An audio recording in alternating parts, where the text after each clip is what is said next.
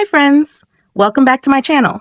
Today in this video, I am going to show you how to enable or disable the Autoclick feature on Android. Please consider subscribing to my channel and liking this video. Let's get started, guys. Step 1. First, unlock your Nothing phone.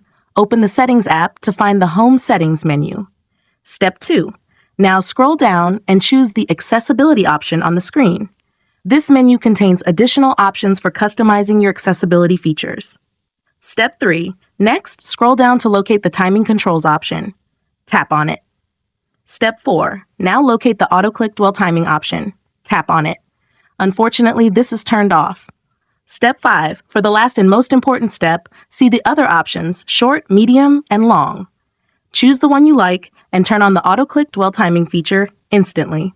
Or, do you want to turn the option off again? Tapping the Autoclick Off option will turn it off by itself. If you found this tutorial helpful, don't forget to like this video and subscribe to my channel. Thanks for watching, and see you next time.